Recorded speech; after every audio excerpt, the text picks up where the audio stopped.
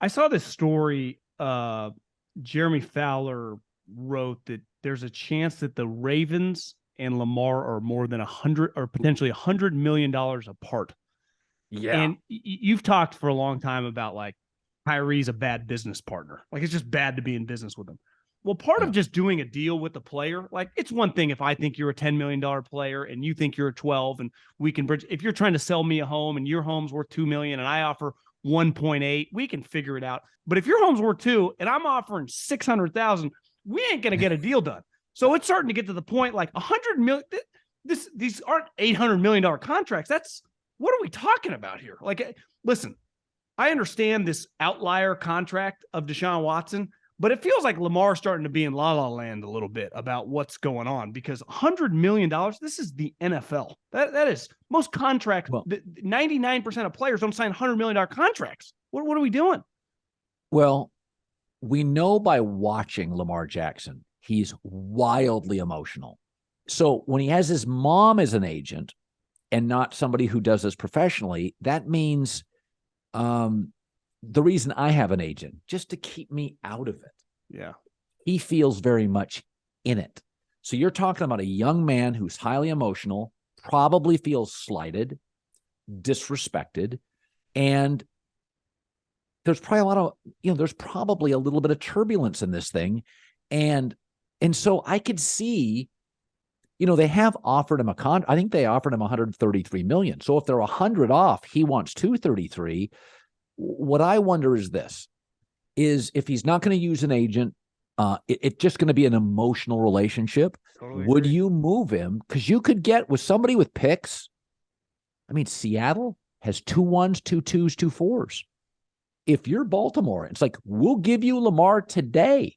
Give us one of your 1s, one of your 2s, one of your 4s, and a 1 next year.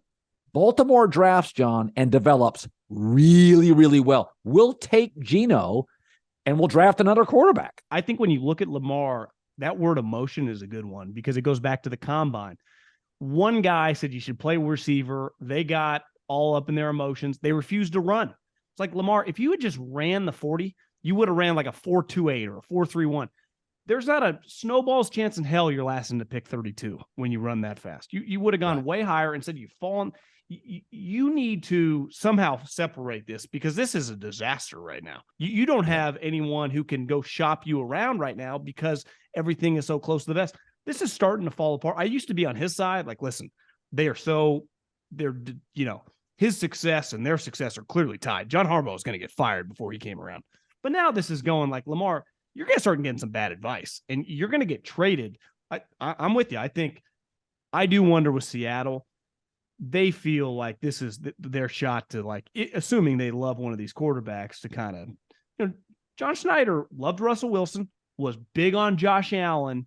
And I could see him having one of these 3 guys at the top really love and go all in for him. You got to give him his credit. Like when it comes to quarterbacks, they've had a pretty keen eye. Even Geno, like they were proven to be pretty right on that one.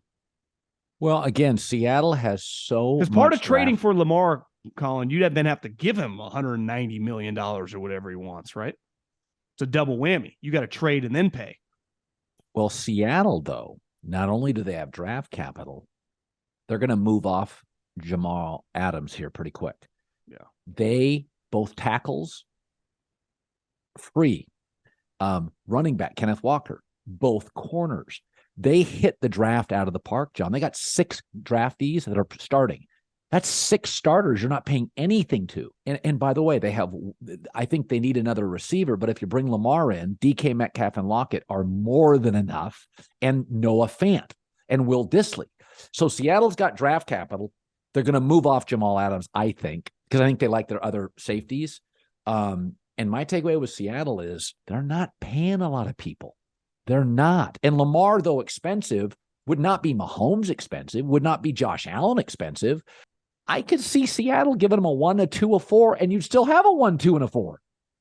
On another quarterback, Derek, listen, there's, unless you got Josh Allen, Mahomes, Burrow, potentially Herbert, and we'll see on Lawrence, like most of these guys under 30, you're not winning a Super Bowl, unless your team is stacked like the Eagles.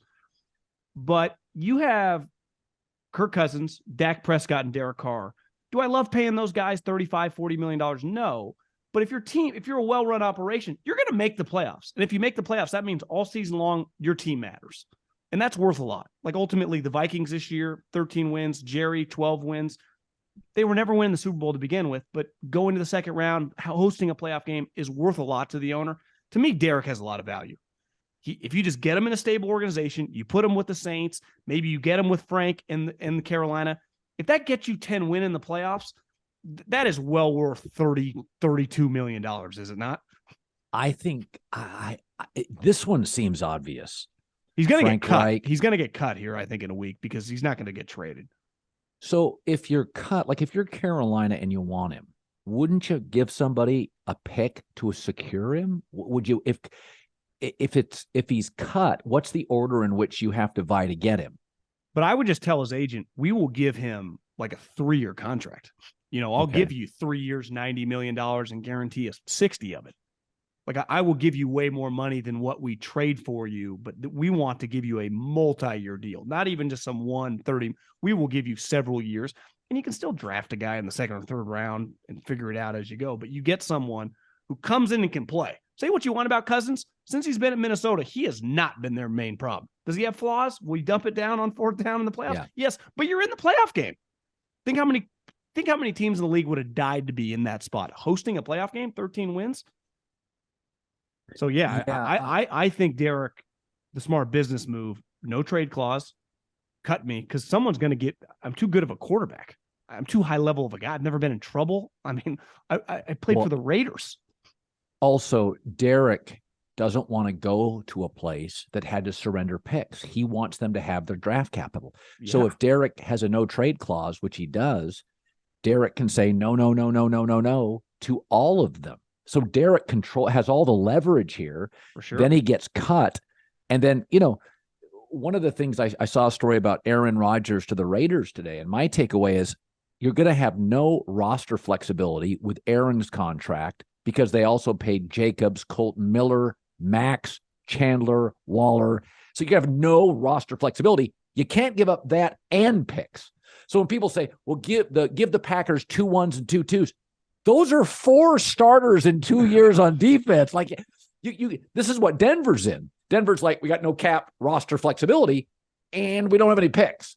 So to me, the Raiders are in a weird spot. I honestly think the NFC is so weak, John, that Derek Carr, Frank Reich, and that defense win that division going away. I agree.